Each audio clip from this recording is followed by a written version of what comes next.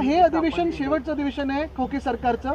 आपण पाहाल की आमचं सरकार आल्यानंतर हा कायदा आणू आणि नुसतं कायदा आणणार नाही तर त्याची अंमलबजावणी कडकपणे करू, पण पेपर फुटणारच नाही ह्याच्यात पण आम्ही लक्ष घालू. राज्यपाल से आज अपने मुलाकात अटल सेतु पे ठेक आया कैसे दिखता है? मुझे लगता है कल जो वहाँ कोई प्रोजेक्ट डायरेक्टर थे, जिस तरह की उनकी बॉडी लैंग्वेज थी और जैसे दिखा रहे थे कि नहीं ये क्रैक्स तो आ ही जाते हैं, उनको सस्पेंड करना ज़रूरी है. क्योंकि दुनिया भर में किसी भी देश में ऐसे कोई जवाब देता अफसर या प्रोजेक्ट डायरेक्टर, उसको सैक किया जाता, जेल में डाला जाता. ये कैसी बात है कि ऐसे ही रोड पे क्रैक आ जाते हैं. और जिस तरह से उन्होंने अटल सेतु करके ब्रांडिंग किया, जिस तरह से काम निपटाने की कोशिश की, मुझे लगता है इस पर तो कुछ ना कुछ कार्रवाई MMRDA पे होनी चाहिए. और ये MMRDA आपको याद दिला दूँ, UD यानी नगर विकास के डिपार्टमेंट में होते हैं और नगर विकास हमारे जो घटना बाह्य CM है यहाँ के, उनके अंतर्गत आता है. मराठीमध्ये सांगा, अटल सेतु नोटिफिकेशन जारी हुआ है, आप लोग की लगातार मांग है उस पर कुछ अमल होगी क्या?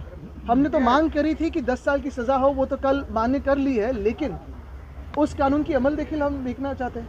इस सेशन में क्या इस मुद्दे को उठाया जाएगा? ये सेशन खोके सरकार का आखिरी सेशन होगा, क्योंकि जिस तरह से महाराष्ट्र को उन्होंने लूटा है, महाराष्ट्र देख रहा है. आरक्षण को लेकर सवाल है, राज्य सरकार का एक प्रतिनिधिमंडल जालना गया है, लक्ष्मण हाके से मिलने के लिए अनशन खत्म करने की मांग की जाएगी. आप मैं इसके आगे एक कदम उठाता हूँ, आरक्षण के बात पे आगे भी जाके बात करता हूँ कि कल को अगर आरक्षण दिया भी जाए, और देना भी जरूरी है, जिन जो लोग वंचित रहे उनको देना ज़रूरी है, लेकिन आज जॉब्स कहाँ है? तकलीफ सबसे बड़ी विद्यार्थियों को या युवाओं को यही है कि जॉब्स नहीं है.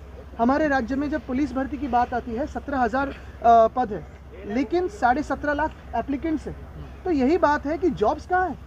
पण राजकीय पक्ष आहे आदित्य ठाकरेंच्या विरोधात महायुती आता आक्रमक झालेली दिसते. आज वर्लीत देखील मनसेच्या वतीने बॅनर लावण्यात आले आहे. काही पक्ष सुपारी घेण्यातले पक्ष आहेत, त्यांच्याकडे आम्ही जास्त लक्ष देत नाही, पण नक्कीच सगळ्यांनी तिथे लक्ष घालावं, कारण मेसी आणि रोनाल्डोच्याच विरुद्ध सगळे उतरतात, बाकी कोणाच्या विरुद्ध उतरत नाही.